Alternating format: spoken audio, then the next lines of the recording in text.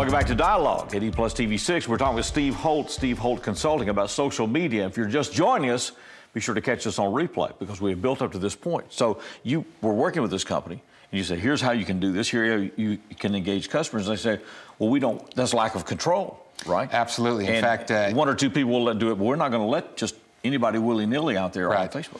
This was a bank, and of course, banks have all sorts of regulations and requirements on them, and you know they have to be judicious about how to take care of their customer accounts and personal. You know that's obviously a given. But what I told them was, you're not building a culture inside of this organization that embraces that type of philosophy. And so you have basically made it a no-no to do that, and yet you're asking me to show you how to reach out to your customers to do that, but your employees are not going to participate in that? It doesn't make any sense. I said, who's going to do it? This one person over here in the marketing department? No, it needs to be an organizational-wide culture in order to embrace the good of it and use it as a good tool. How do you deal with a negative where somebody is just totally unhappy with you or whatever? That's, in fact, I get that question all the time. I appreciate you asking me that. One of the worst things that anybody can do if you have some sort of negative comment coming back at you, the absolute worst thing you can do is to delete it or hide it. Control-Alt. Yeah, absolutely. You know, your gut instinct is that person. I need to get that down. Yeah, right, that person who slams you publicly on Facebook, your first reaction is, oh my gosh, I got to take that off there. That is absolute. I can't let that be on there. When I would argue that you need to immediately respond and deal with that issue publicly. The analogy that I give to business owners is this: if somebody were to walk into your establishment and across your front desk in the lobby chew you out and give you, the royal treatment because of something that you did or didn't do, the only people who know about it are those people that are in the room right there. And if you solve that person's problem and make them happy and they walk out the door, it's unlikely that they're going to tell anybody. Now, if they walk out the door angry and hot, they're going to tell everybody. Right. So the benefit of social media and using it for customer service in this example is that you can publicly solve somebody's problem, and anybody coming along afterwards can see they cared, they listened, they tried to make the person happy, and either they solved it or they didn't solve it, but at least they tried. And so it's not something you're trying to cover up and hide. No, I don't want anybody to see this. It is, I'm going to not only deal with this issue publicly, I'm going to solve this person's problem because I want everybody else to know that we're in the problem-solving business. That's what we're going to do. It would seem that if companies started engaging in social media, then, because one thing I think in being in business, people that are in business, they get so, I mean, there's a lot to do every day. Okay, sometimes you forget the reason you started this. Right. Okay, is that social media would almost force you back to remember, why are we doing this every day? What are we doing this? What is our story? Because sometimes you forget the story.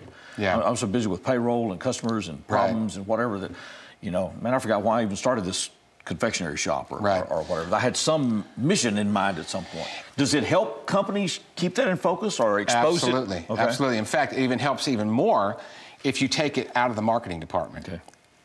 And what I mean by that is you don't take it out of the marketing department. Basically, too many companies will dump the social media engagement on the PR department or the marketing department or the IT department, thinking that that's where it resides. But really, my argument is every single person in the company needs to have that mindset of that one-on-one communication with people so that social media and engagement does not reside in one department.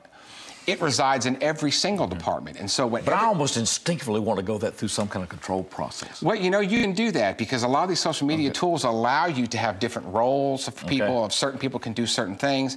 And obviously you want to have some sort of policies and procedures that says what your employees can and can't say on behalf of the company. That's obviously a given. You got to have that. Just like you have policies and procedures in regard to payroll and time off and all that stuff, you got to have a policy and procedure.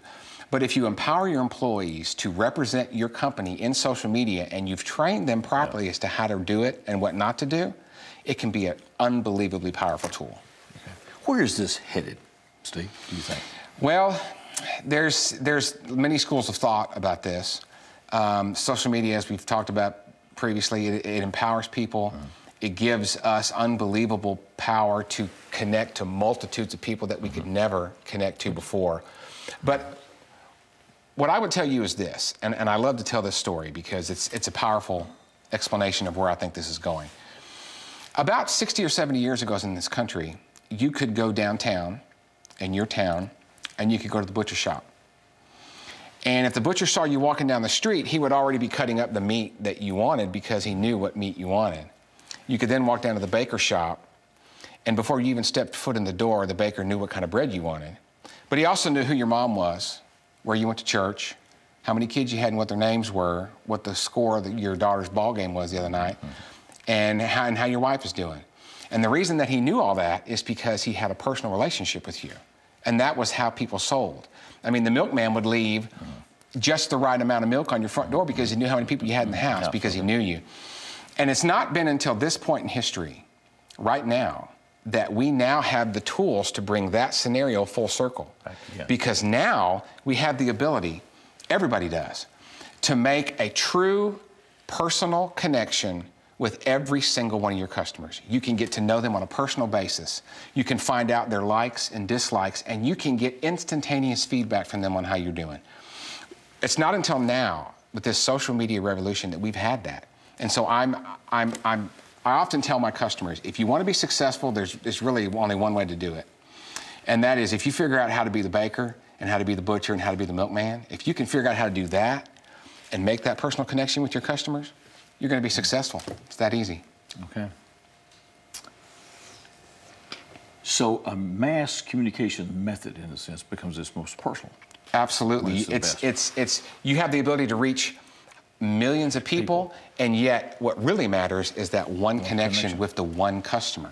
Do people understand that, or is it when you walk in? No, I mean, I get a lot of business, going around telling people about this, and that's because people are too focused on which picture do I need to be posting on Facebook, and then, which link do I need to be posting on Twitter, and I need to get as many fans as I can get, and that's all well and good. But the real important thing is, how do I connect to each one of my customers and give them a voice and listen to them and respond to them?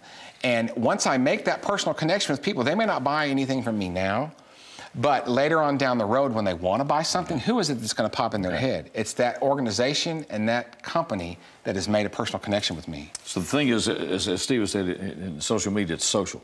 Absolutely. It's all about the social. It's not going up there and say, you can buy 2 for 1 price today, that kind of thing. It's building the relationship. If you try to sell something, you're going to be a failure. Okay.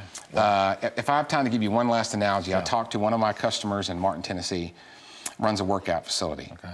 And he asked me, what do I need to be posting on Facebook? What do I need to be tweeting? And I said, well, you need to be showing people how to work out at home. And he said, well, it doesn't really make a whole lot of sense to me, Steve. Why do I need, because I'm a workout facility. I want to get people to come here and pay me. I said, well, what's going to happen is, you're going to provide helpful information that allows people to save money and stay at home and work out. Well, we all know what's going to happen. January's going to roll around, and everybody's going to get back on the horse, and they're going to want to go work out somewhere. Where are they going to go? Okay. And he said, they're going to come to me, because I'm the one that's not trying to sell them anything. I'm the one that is being helpful. And I care about them. Okay.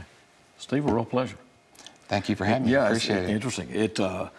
This world is here, and that may be the thing. So if I can become the butcher and the baker and the milkman, if you can figure that out, you're going to be successful. Then we're hooked up. Absolutely. And it's got to be organization wide. That's right. It's got to be a culture change. Culture change inside the organization. It's good to see you. Thank you very much. Thank you for being with us. Thanks to Steve Holt. Steve Holt Consulting. You can find him anywhere.